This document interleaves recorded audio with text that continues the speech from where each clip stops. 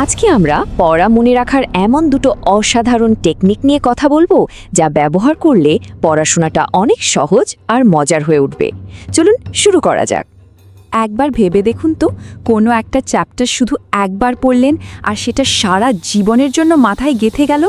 দারুণ হতো, তাই না? এটা তো প্রায় সবারই স্বপ্ন। কিন্তু জানেন, এই স্বপ্নটা সত্যি করা সম্ভব? আচ্ছা, একটা ব্যাপার কি কখনো খেয়াল করে দেখেছেন? একটা সিনেমার গল্প, কোনো পছন্দের সেলিব্রিটির নাম, এমনকি বন্ধুর বলা গোপন কথা, এগুলো আমরা কি সহজেই মনে রাখি। অথচ রসায়নের কোনো ফর্মুলা বা ইতিহাসের কোনো সাল কিছুতেই মনে থাকতে চায় না। কেন বলুন তো এই পার্থক্যটা হয়? আসল ব্যাপারটা হলো, আমাদের ব্রেন বা মস্তিষ্ক কিন্তু আমাদের সাথে একটা খেলা খেলে। ও নিজের পছন্দ মতো জিনিস মনে রাখে। যা ওর কাছে ইন্টারেস্টিং লাগে সেটাকে আঁকড়ে ধরে, আর যা বোরিং লাগে সেটাকে সোজা ডিলিট করে দেয়। মানে সমস্যাটা আমাদের স্মৃতিশক্তির নয়, সমস্যাটা হলো ব্রেইনের পছন্দের।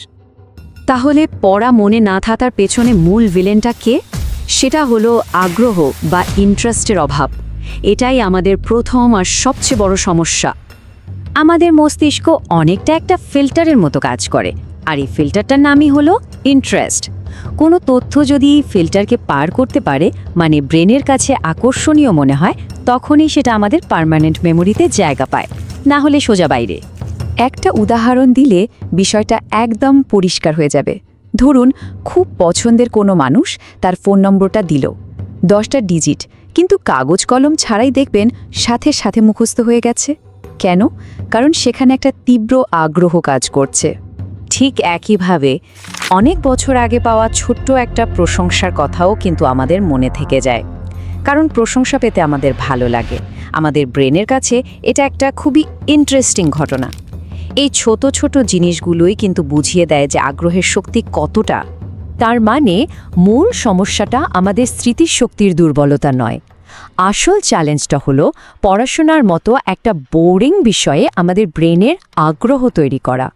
কারণ ব্রেন যদি আগ্রহ না পায়, হাজার চেষ্টা করেও কিছু মনে রাখা যাবে না।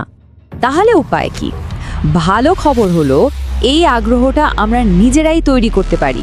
আর এর জন্য আমাদের প্রথম টেকনিকটা হলো জীবনের একটা বড় লক্ষ্য ঠিক করা। এর জন্য মাত্র 3টা সহজ ধাপ। প্রথমত, জীবনের একটা বড় লক্ষ্য ঠিক করতে হবে, যেমন ডাক্তার, ইঞ্জিনিয়ার বা অন্য কিছু হওয়া। দ্বিতীয়ত, এই পড়াশোনাকে সেই লক্ষ্যের সাথে কানেক্ট করতে হবে। আর সবশেষে, প্রত্যেকবার পড়তে বসার আগে শুধু একবার সেই বড় লক্ষ্যটার কথা মনে করতে হবে।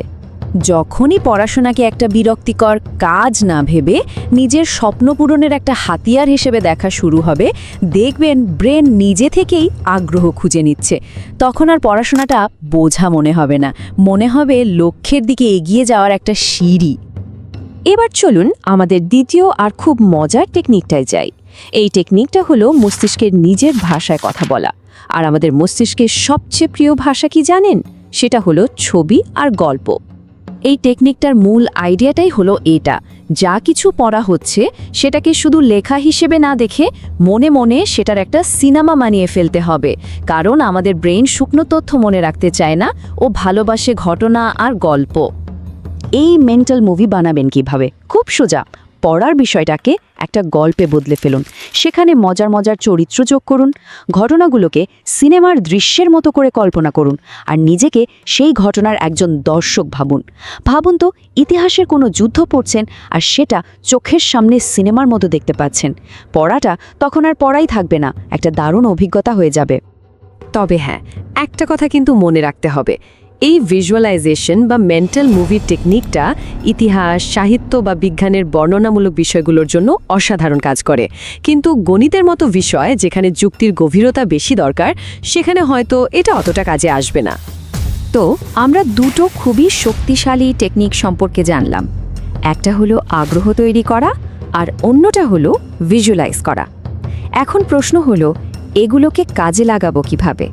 পুরো আলোচনাটাকে যদি আমরা এক জায়গায় আনি, তাহলে দাঁড়ায় প্রথম টেকনিকটার মূল কথা হলো পড়াশোনার পেছনে নিজের কেন বা কারণটা খুঁজে বের করা। আর দ্বিতীয় টেকনিকটার মূল কথা হলো পড়ার বিষয়টাকে একটা মানসিক সিনেমায় পরিণত করা। তাহলে আর দেরি কেন? চলুন আজ থেকে এই টেকনিকগুলো ব্যবহার করা শুরু করি।